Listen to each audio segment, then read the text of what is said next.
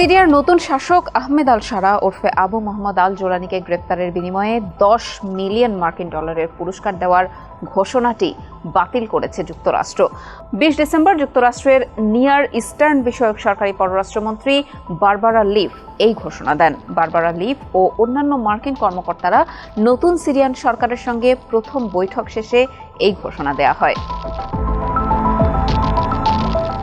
Leave জানান, 20 ডিসেম্বরের আলোচনায় ইতিবাচক বার্তা পাওয়ার পর যুক্তরাষ্ট্র আল শারার বিরুদ্ধে পুরস্কারের ঘোষণা প্রত্যাহার করার সিদ্ধান্ত নিয়েছে।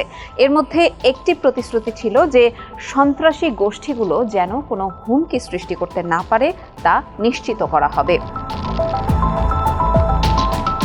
তিনি আরও জানান, আলোচনার ভিত্তিতে আল শারাকে জানিয়েছি যে আমরা বেশ কয়েক বছর ধরে কার্যকর থাকার রিওয়ার্ডস ফর জাস্টিস প্রস্তাবটি আর রাখব না।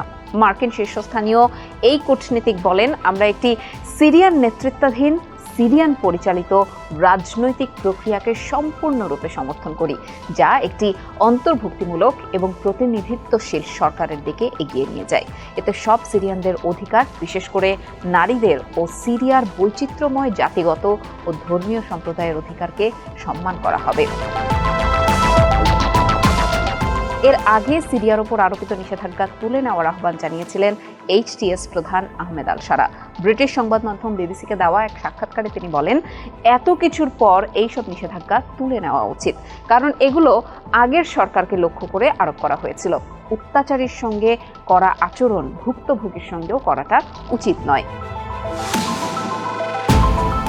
গত 8 ডিসেম্বর বিদ্রোহীদের ঝড়ো অভিযানে ক্ষমতাচ্যুত হন সিরিয়ার প্রেসিডেন্ট বাশার আল আসাদ। এই অভিযানে নেতৃত্ব দেয় হায়াত তাহরির আল শাম নামের একটি সংগঠন। এর প্রধান হলেন আল শারা। তবে 2018 সালে যুক্তরাষ্ট্র HTS-কেই একটি সন্ত্রাসী সংগঠন হিসেবে ঘোষণা করেছিল। একই সঙ্গে এই সংগঠনের প্রধান আল শারার গ্রেপ্তারের বিনিময়ে $10 মিলিয়ন পুরস্কারেরও ঘোষণা দেয়। HTS-এ যোগ দেওয়ার আগে শারা আল কায়েদার সঙ্গে যুক্ত ছিলেন, যদিও পরে তিনি এই সংগঠনের সঙ্গে সম্পর্ক ছিন্ন করেন।